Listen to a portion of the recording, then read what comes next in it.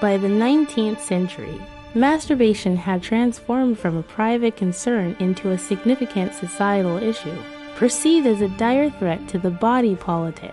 Some doctors even declared it more harmful than the plague or war. In 1828, French physician Reveillé-Parise labeled it the destroyer of civilization.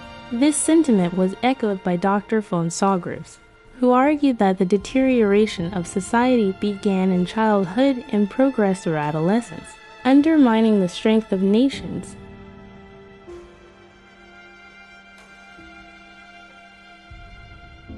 Masturbators were increasingly blamed for the degeneration of entire nations, seen as weakening the manpower necessary for national strength.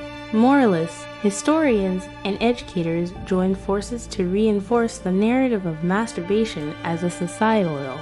The Trappist monk Pierre Jean Corneille Debreyne articulated this view, linking masturbation to a failed physical body, deranged mental capacity, and a blemished soul.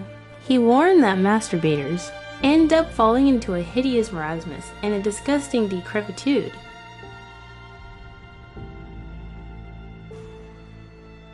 Professor Claude Francois Lallemand, a physician practicing in Montpellier, voiced his concerns about spermatoria excessive discharge of sperm or involuntary ejaculations.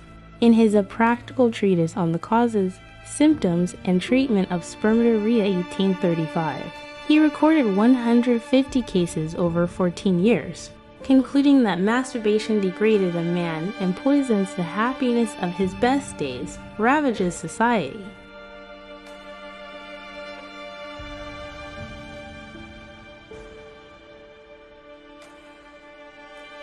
Meanwhile, Victorian Britain was waging its own war against the solitary vice.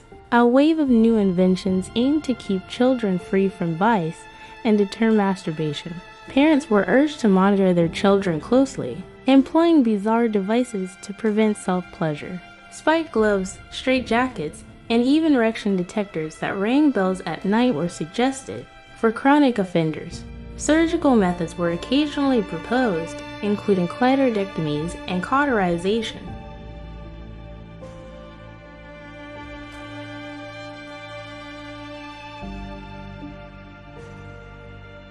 Physicians experimented with various drugs, from potassium bromide to opium, and even leeches.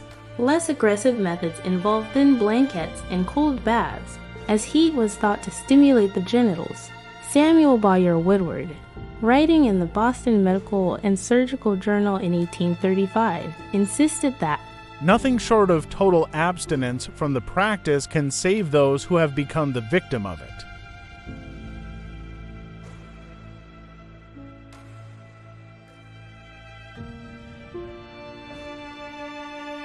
Puberty and bachelorhood were seen as particularly problematic periods for young men. In 1854, Sir George Drysdale's Elements of Social Science advocated for early marriages and contraception as methods to combat injurious habits of self-pollution. His views, however, faced criticism for promoting what some term conjugal onanism. Meanwhile, William Acton's The Functions and Disorders of the Reproductive Organs in Youth, Adult Age, and Advanced Life 1857 instilled fear in the male population, reiterating the belief that sperm loss could lead to debilitating diseases.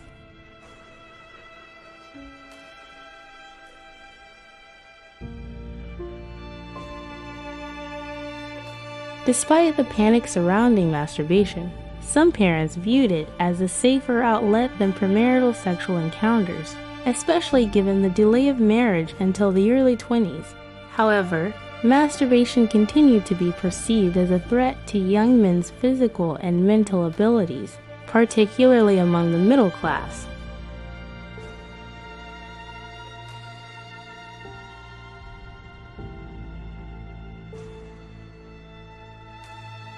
The Victorians believed that the reckless spending of sperm threatened to bankrupt individuals morally and physically. In the mid-19th century, saving and accumulation became vital components of a sound future. Authors like Samuel Smiles emphasized the importance of restraint in his popular books Self-Help 1859 and Thrift 1875. Discipline, including self-discipline, was essential for the upstanding Victorian citizen.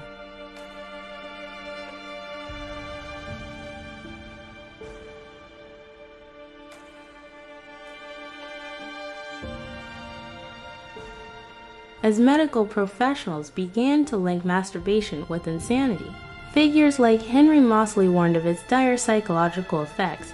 He described masturbation as characterized by extreme perversion of feeling and derangement of thought, leading to failure of intelligence and even suicidal tendencies.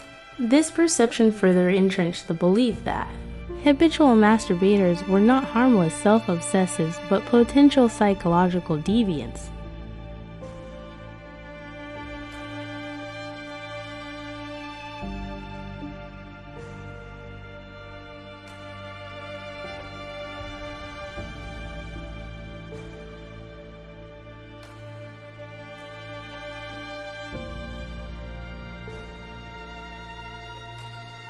The rise of social purity movements also contributed to the growing anxiety surrounding masturbation.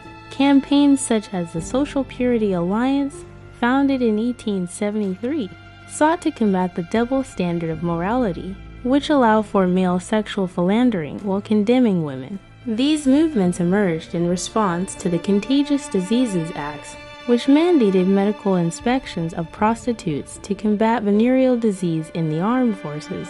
Books directed at youth suggested preventative measures against self-pollution. In Scouting for Boys 1908, Robert Baden-Powell emphasized that self-abuse led to degeneracy, advocating for cold water washing and vigorous exercise. Priscilla Barker's The Secret Book 1888 warned that neglecting her advice could lead to pale skin and clammy hands.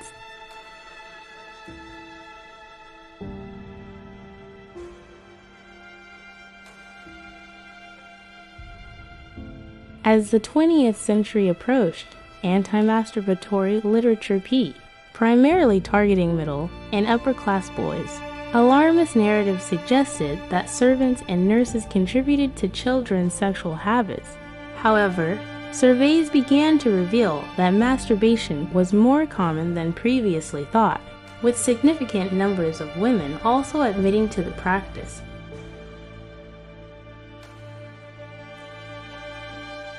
Kinsey's research in the 1950s shocked society by revealing high rates of masturbation among both men and women.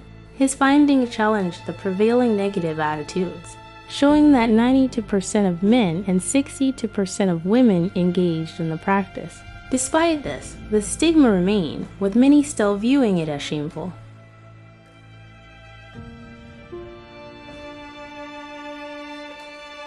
In recent years, attitudes have shifted significantly. A 2007 British survey found that 95% of men and 71% of women had masturbated at some point. By 2009, the Sheffield National Health Service published a leaflet advocating for regular masturbation as a healthy practice. A 2007 British survey found that 95% of men and 71% of women had masturbated at some point, promoting the idea that pleasure should be embraced. The authors argued that experts had focused too long on safe sex and committed relationships, while neglecting the principal reason many engage in sexual activity: pleasure.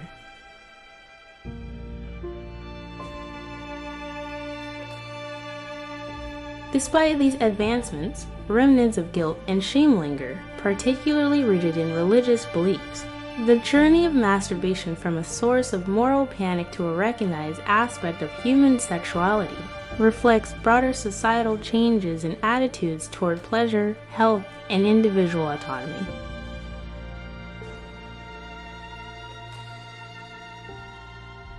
The evolution of masturbation perceptions illustrates a complex interplay of medical, moral, and societal factors.